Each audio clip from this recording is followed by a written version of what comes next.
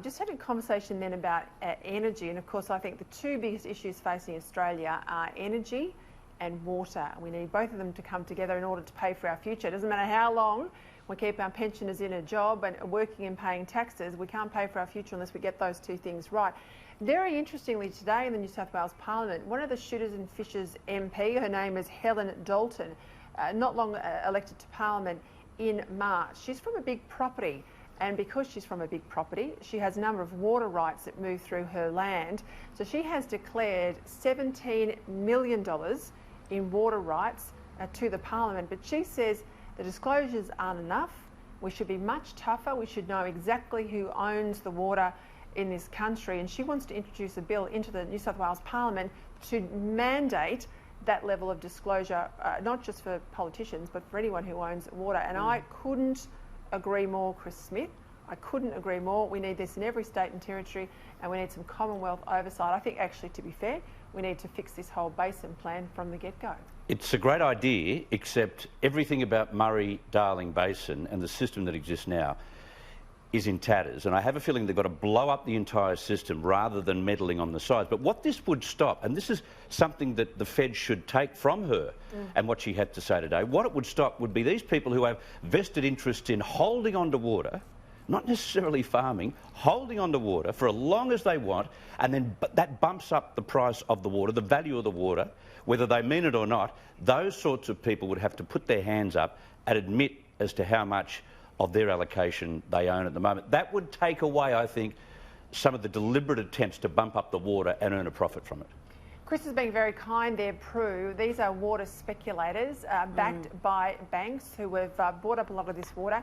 In some cases, the long-term price of water is gone from $135 a megalitre up to $1,000 a megalitre, which even if farmers are in profit, they can't afford that sort of water usage rate, and it's moving people away from irrigation in the food bowl. It's moving them away from fibres like cotton because they just can't afford it. Well, that's right. I mean, you've hit on the two big issues that are a real problem for this government because they're not addressing them. The average person in the street cannot believe that speculators are controlling our water, and the fact that you don't have to farm to own water rights is just, I believe, obscene. And the fact that we also have this situation where our water, in times of drought and any time, is being let out to sea, past these farms that need it for this ridiculous environmental flow reason.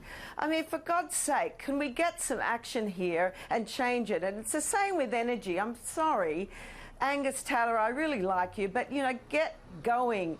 Start talking about coal. It was like he didn't want to say coal. It's a four-letter word. We need coal as well as gas, and we need to kick these premiers up the backside or bring in a national bill that allows us to be able to override them. It's just ridiculous. Katie, I was talking to Chris in the break there. You know, one of the great frustrations is a lot of these areas where there is governments letting us down, they are state governments or territory governments, and it's so much easier to try and elevate the problem to the Commonwealth to fix, because eventually if there's enough noise, the Commonwealth will wade in and try and fix things. But you know, one of the issues we have with the drought is the states are not putting enough into fibre, to freight and into water, getting fodder to our farmers on the ground. Your great state or great territory of the NT, you've been talking about building Northern Australia for as long as I've been in and around political issues, and not much happens.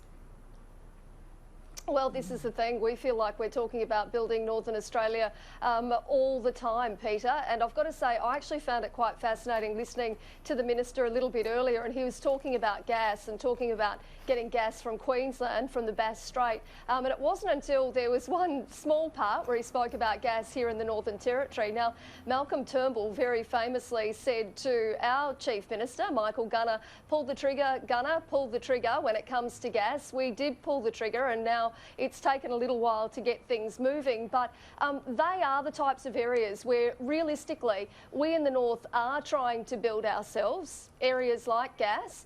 It's certainly something that we are hoping is going to help the territory to sort of export to other parts of Australia, but also other parts of the world. We need to have, we've got to have industry like that in order for us to really prosper here in the north. And we talk about building the population. The only way that we're able to build the population to the north, realistically, is for us to have industry here. But we've got to, if we've got other parts of Australia that are struggling energy-wise, well, we need them to really look to us. Can I jump in just on water? The farmers now have had a gutful of the whole Murray-Darling Basin thing.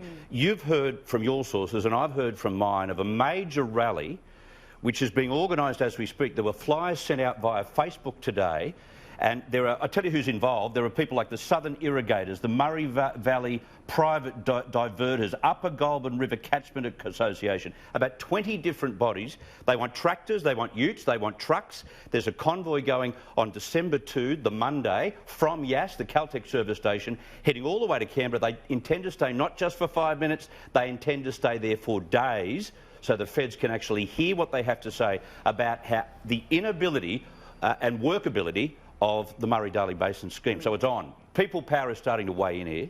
And look, that was Thank the issue goodness. at the March election that really turned some seats away from the Berejiklian government. They went to the shooters and fishers. It was about water, it wasn't about any other issue. No. Now, they didn't back up and run in the federal election because the time to source candidates and fundraise to run in those seats meant it wasn't there. But that gave, I think, the National Party a false sense of confidence that they were on top of this issue. I think the last few months has shown people are so fired up about the issue with water. It'll be a very tough week for the government when they turn up in Canberra.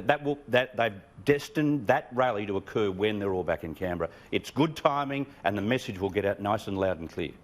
Prue, it's interesting, we talk about all these free trade agreements and all the opportunities we have, lots of land in Australia, water when we can store it, sunshine, etc., to be the food bowl of Asia. But unless we get our act together and we bring down the cost of energy and we start storing our water, I mean, that laughable story today about Paradise Dam in Queensland, built badly, down now at 50% holding capacity. The Palaszczuk Government gets 2 quotes to fix it. One's about 700 million, one's about 150 million. They went for the cheap quote, which means that dam will permanently only ever be able to hold 50% of its allocation, when if they fixed it properly, you could get it up to 100,000. Now, in a state like Queensland, which has these big torrential seasonal rains, going back to your point, the idea that you wouldn't fix the dam properly, but you'd allow that water to run out to sea, are we crazy? Oh, totally crazy. And there have been whole communities, farming communities, built around the premise of that dam being able to supply them. And now, where the hell are they going to be? Government, honestly, they say we get the governments we deserve. We do not deserve these inept morons who have no ability to be able to run anything, let alone a state or a government in a lot of cases. They have, I don't understand how they have no empathy, they now have no business skills, and, do they ever look at business plans? We've got huge bureaucracies we're paying, and who's responsible for these things? I believe the person who's in charge of that dam is now going to be looking after the railway system, Jackie Trad's favourite little railway. Why would we be giving that person the responsibility when they've done such a bad job on this dam? Who's asking questions of the Palaszczuk government of this? It's just ridiculous.